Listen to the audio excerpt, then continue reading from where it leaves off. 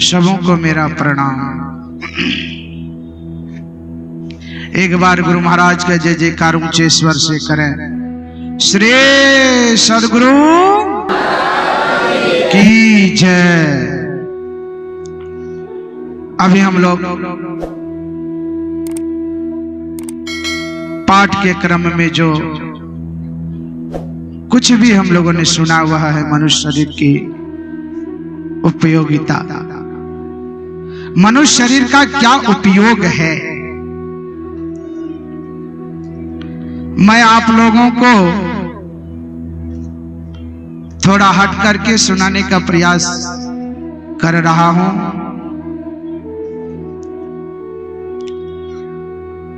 नर्तन पाए जतन कर ऐसा, जिससे वह करतार मिले, मानव जन्म अनमोल फिर नहीं बारंबार मिले। तो हम लोग पाठ में सुन रहे थे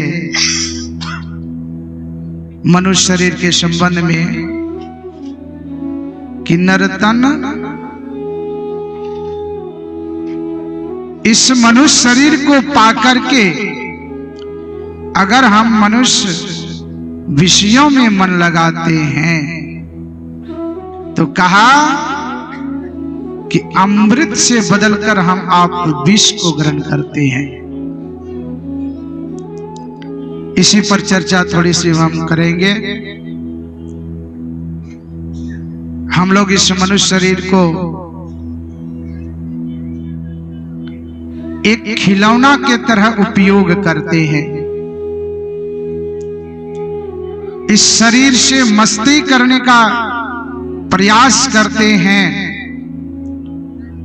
और उसका प्रतिफल होता है कि हम लोगों के जीवन में दुख आता है।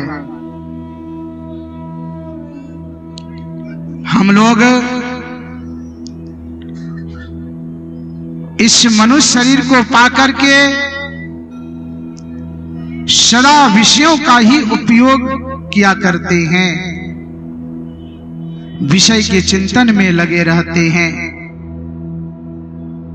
तो हमारे परमाराध्य संत सद्गुरु महाराज ने कहा, तन सुख, मन सुख, इंद्रिय सुख और ये सब है दुख ही दुख। भगवान राम ने कहा, जो परलोक इहां सुख चाहू, सुनी मम वचन हृदय दृढ़ गाहू। का दृढ़ता के साथ मेरे वचनों को सुनिए और अपने हृदय में धारण कीजिए। अगर इस लोक में आप सुखी रहना चाहते हैं और परलोक में सुखी रहना चाहते हैं तो सुनिए, हम लोग जिस विषय को भोगने के पीछे सारी शक्तियां, सारे समय, सारी उम्र को बिता देते हैं और बाद में हम पछताते हैं। क्या कहते हैं? जीवन खत्म हुआ तो जीने का ढंग आया। जब हमारी उम्र खत्म हो जाती है, लास्ट समय बचता है, तब हम आप सोचते हैं कि अब करेंगे, लेकिन अब क्या, अब तो कब खत्म हो गया है ठिकाना ही नहीं। इसीलिए मैं आप लोगों से निवेदन करता हूं कि अपने इस मनुष्य जीवन को अगर संयमित रखेंगे तो निश्चित है कि आपको सुख की प्राप्ति होगी। अगर शरीर को अगर संयमित नहीं रखे तो सुख नहीं मिलने वाला है। हम आप यहां तक कि सरकार भी हम लोगों पर पाबंदी लगाते हैं, कहते नसबंदी कराना। क्या कराना? नश को बंद कीजिए, है कि नहीं? लेकिन भाई बहनों, याद रखेंगे कि आपका तो काम हो जाएगा, सरकार भी उस पर अंकुश लगा देगी।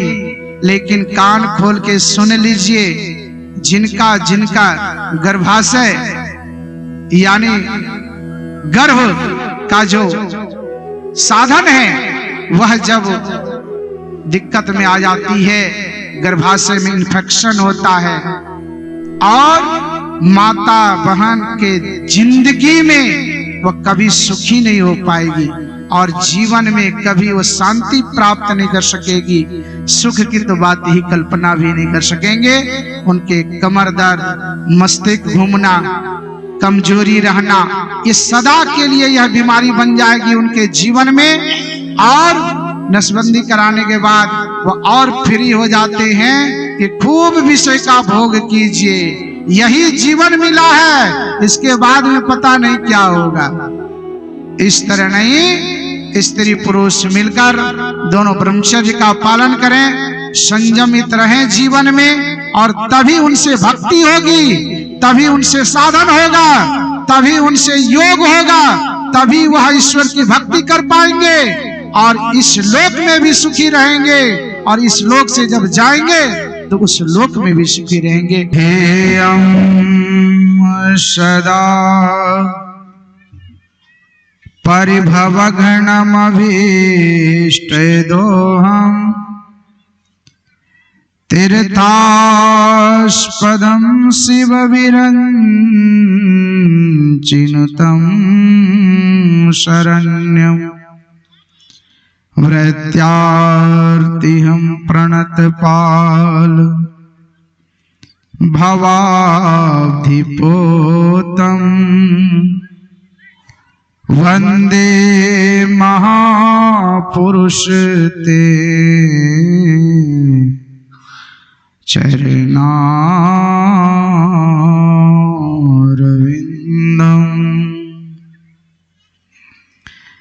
अव्यक्त रूप में सर्वत्र कण कण में विराजमान सर्वेश्वर सर्वाधार स्वरूप सद्गुरु महाराज के पावन पवित्र श्री चरणों में कोटि कोटि नमन। उनके ही हृदय स्वरूप परम पूज्यपाद ब्रह्मलीन साई स्वामी जी महाराज के श्री चरणों में कोटि कोटि नमन। व्यक्त रूप में मंचासीन परम पूज्यपाद स्वामी श्रद्धानंद जी महाराज एवं मुद मंगलमय संत समाज, गुरुजन, सत्संग प्रेमी महानुभाव, माताओं एवं धर्मशीला करुणामयी बहनों, समूह को मेरा प्रणाम। एक बार गुरु महाराज का जय जयकार ऊंचे स्वर से करें। श्री सद्गुरु महाराज की जय। ये 2 दिवसीय कार्यक्रम के दूसरे दिन प्रातःकालीन के सत्संग में हम लोग उपस्थित हैं। इस स्तुति के उपरांत धर्म ग्रंथ सत्संग योग से हम लोगों ने पाठ श्रवण किया।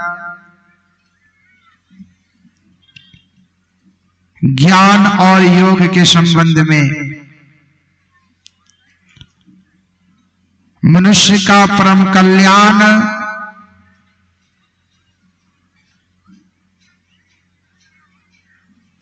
जब ही होगा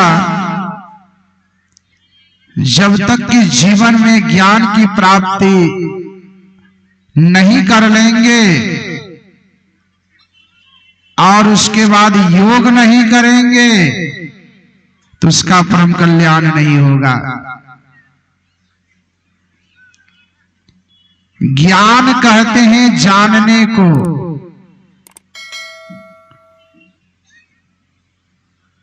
तो सबसे पहले ज्ञान सुन करके होता है। जैसे का लोगों ने सुना वैसे वह हो गया। डॉक्टरों का सुना, सुनते सुनते डॉक्टर हो गए।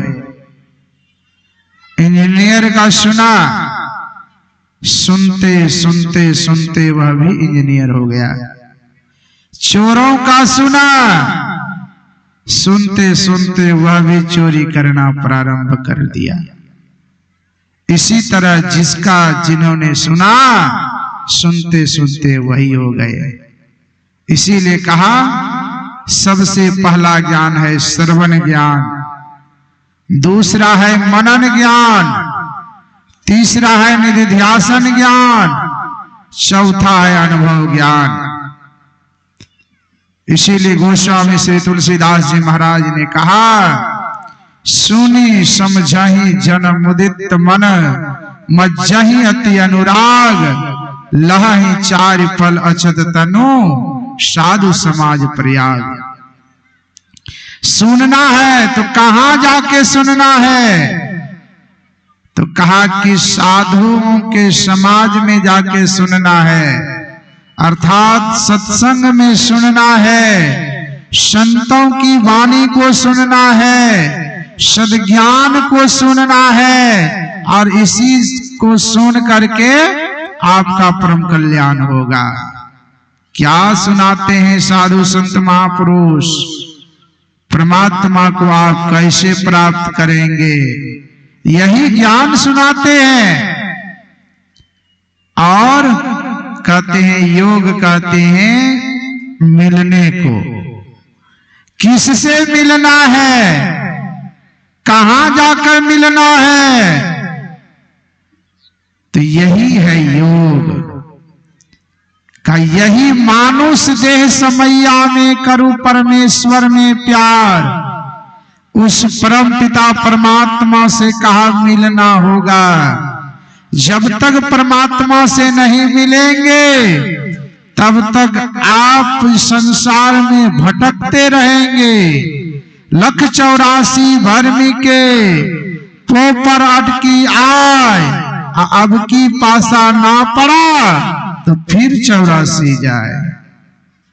अगर यह मनुष्य शरीर प्राप्त करने के बाद अगर उस परम पिता परमात्मा को मिलने का उपाय अगर आपने नहीं किया, प्रयत्न नहीं किया, प्रयत्नशील नहीं हुआ, प्रयास नहीं किया, तो निश्चित है कि आपको आवागमन का चक्र लगाना पड़ेगा और संसार के अन्य जोनियों में आपको जाना पड़ेगा। और अन्य जोनियों का जो कष्ट है, दुख है, तकलीफ है, उसको सहना पड़ेगा। इसीलिए कहते हैं सत्संग में आइए और आकर के संतों का ज्ञान को सुनिए, समझिए, विचार में आवे तब अपना जीवन में उतारिए, यानी निधिध्यासन ज्ञान कीजिए। निधिध्यासन ज्ञान के बाद अंतिम ज्ञान है अनुभव ज्ञान। अनुभव ज्ञान तब होगा जब आप परमात्मा से मिल करके एक में एक हो जाएंगे। जैसे नमक समुद्र में मिलकर, नमक समुद्र के नमक में मिलकर के वह एक हो जाता है, उससे अन्य नहीं रह जाता।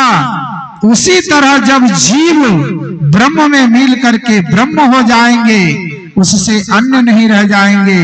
यही मुक्ति है और यही मुक्ति का उपाय है। यही आप लोगों की सेवा में समयानुसार कहा। श्री सद्गुरु महाराज की जय।